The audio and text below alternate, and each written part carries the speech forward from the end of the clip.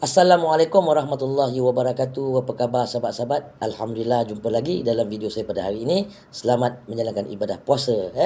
Jadi sahabat-sahabat, isu kekemat masih lagi panas. Boykot kita tetap akan teruskan walau apa pun mereka punya alasan. Tapi hari ini saya nak kongsi dengan sahabat-sahabat mengenai alasan yang diberikan oleh kekemat ataupun puak-puak yang bersekongkol dengan kekemat yang mengatakan apa yang berlaku ni adalah satu sabotaj. Kadang-kadang puak-puak mereka ni ingat rakyat Malaysia ni duduk di zaman batu, ataupun rakyat Malaysia ni dia tak reti tentang perancangan dan strategik yang dibuat oleh musuh-musuh Islam terhadap perkara tersebut. Jadi sebenarnya sahabat, dalam isu ni bukan saya nak timbulkan soal 3R, tapi ini ada soal pendirian. Okey, saya nak beritahu kepada sahabat-sahabat saya di luar sana, orang Melayu, apa yang berlaku ni, kebangkitan orang Melayu ni bukan bermakna Melayu ni emosi, tidak. Melayu bukan emosi dengan apa yang berlaku, tetapi Melayu Islam ni dia mempertahankan maruah agama, maruah nama Tuhan yang orang Islam sembah, kan, yakni nama Allah.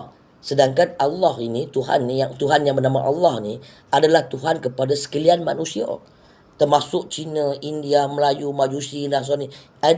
Allah ni adalah Tuhan bagi mereka semua. Tapi disebabkan mereka tu kufur, disebabkan mereka tu tidak percaya dengan Allah Taala, maka mereka buat Tuhan mereka sendiri.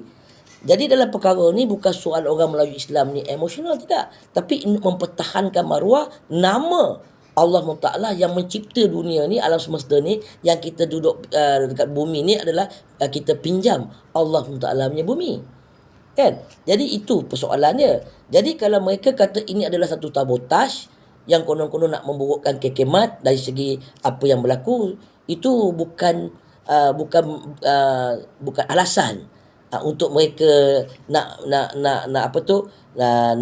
buat supaya orang Islam kat Malaysia ni tenang hati, boleh terima dengan kemaafan. Bukan. Kita tak boleh nak terima tu semua dengan alasan yang bodoh tu. Saya cakap dengan sahabat-sahabat lah, saya ada kawan-kawan saja yang buat ekspor pakaian daripada China dan Vietnam.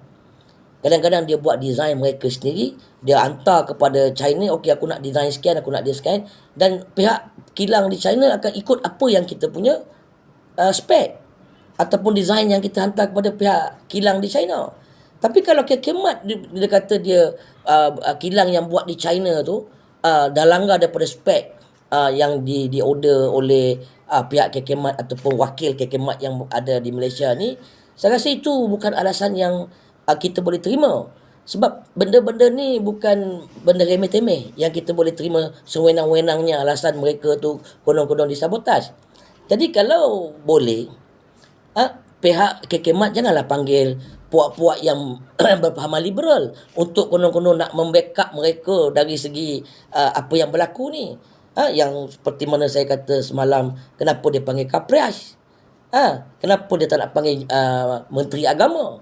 Kenapa dia tak nak buat sidang akbar? Kenapa dia tak tunjuk panggil peguam dia untuk mengeluarkan satu letter of demand kepada kilang di China ataupun kilang yang berada di Batu Pahat tentang apa yang berlaku? Sebab ini melibatkan maruah kekemat, kan? Tapi saya cakap dengan sahabat-sahabat lah, dalam perkara ni sahabat-sahabat, puak-puak yang musuh kepada Islam ni memang dia dah ada perancangan yang amat licik. Mereka ada satu strategi yang amat cantik untuk memperbodoh-bodohkan ataupun untuk menaikkan kemarahan orang Islam di Malaysia. Itu bukan soal saya nak cerita pasal soal 3R saya dah kata tadi, tapi ini untuk perkara yang mereka telah mencabuli perpaduan dalam negara kita.